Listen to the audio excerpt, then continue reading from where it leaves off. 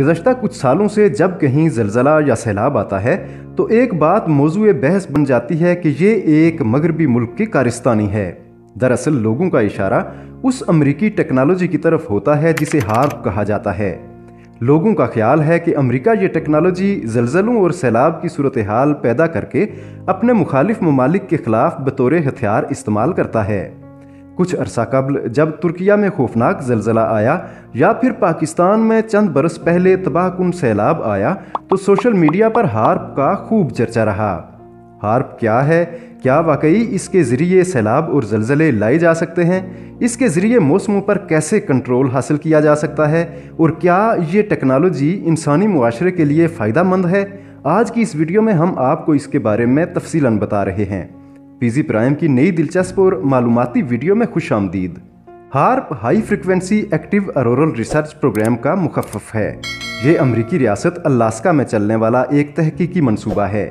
اس منصوبے کی بنیاد 1993 میں رکھی گئی تھی اور اس کے مقاصد میں زمین میں موجود ذخائر کی تلاش، موسموں پر مصنوعی طریقے سے اثر انداز ہونا اور انہیں کنٹرول کرنا اور وائرلیس کمیونیکیشن کی ٹیکنالوجی کا حصول تھا۔ اس منصوبے کے لیے امریکی فضائیہ، امریکی بحریہ، الاسکا یونیورسٹی اور کچھ دیگر امریکی ادارے سرمایہ فراہم کر رہے ہیں۔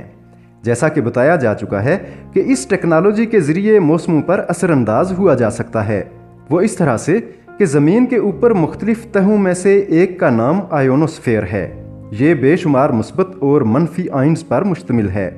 الاسکا میں موجود ہارپ کے کیمپ سے اس ٹیکنالوجی کے ذریعے مختلف فریکوینسی کی الیکٹرو میگنیٹک ویوز کو بڑے بڑے اینٹینا کی مدد سے آئیونوسفیر میں بھیجا جاتا ہے۔ ان ویوز کی وجہ سے وہاں مصنوعی حدت پیدا کر کے موسم میں غیر معمولی تبدیلیاں پیدا کی جا سکتی ہیں۔ اس عمل کے ذریعے دنیا کے کسی خطے کو بارشوں سے بالکل محروم کر کے بنجر بنایا جا سکتا ہے، جبکہ کسی دوسرے خطے میں بے حد بارشوں کے ذریعے وہاں مصنوعی سیلاب بھی پیدا کیا جا سکتا ہے۔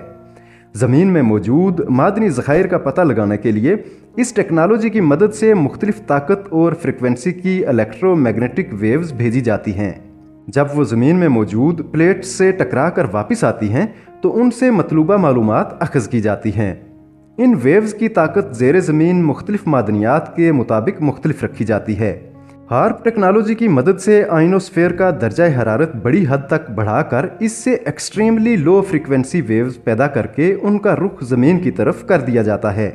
ان ویوز کی خاصیت یہ ہے کہ یہ ہزاروں میل کا فاصلہ طے کرنے کے باوجود پھیلتی نہیں ہیں اور نہ ہی ان کی توانائی کم ہوتی ہے۔ ان ویوز کو زمین یا فضا کے کسی ایک حصے پر مرکوز کر کے وہاں درجہ حرارت بڑی حد تک بڑھایا جا سکتا ہے۔ اس سے کسی جنگل میں آگ لگائی جا سکتی ہے، اڑتے جہاز کو آگ لگا کر گرایا جا سکتا ہے اور گلیشیئرز کو پگھلا کر مصنوعی سیلاب بھی پیدا کیا جا سکتا ہے۔ اس ٹیکنالوجی کے ذریعے مخصوص ویوز پیدا کر کے انسانی دماغ کو بھی متاثر کیا جا سکتا ہے۔ یہ سوال کہ کیا اس ٹیکنالوجی کے ذریعے زلزلے بھی لائے جا سکتے ہیں، تو ایک بات جس پر سائنسدان متفق ہیں وہ یہ ہے کہ زمین کے نیچے ایسی جگہ جہاں زلزلے کے پہلے سے امکانات موجود ہوں انہیں ٹریگر کیا جا سکتا ہے۔ تاہم کیا اس کی مدد سے کسی خطے میں زلزلہ لانا ممکن ہے؟ اس حوالے سے سائنسدانوں کی رائے مختلف ہے۔ کچھ کا خیال ہے کہ ایسا ممکن ہے، جبکہ کچھ کی رائے میں ایسا ممکن نہیں ہے۔ نسل انسانی کے لیے اس ٹیکنالوجی کے فوائد و نقصانات کی بات کی جائے تو اس ٹیکنالوجی کے حامل ممالک یا ملک تو اس سے فائدہ اٹھا سکتے ہیں، مگر مجموعی طور پر یہ انسانیت کے لیے نقصان دہ ثابت ہو سکتی ہے۔ ویڈیو پسند آئی ہے تو لائک اور شیئر کر دیں اور مزید ایسی ویڈیوز کے لیے پی زی پرائم سبسکرائب کر لیں۔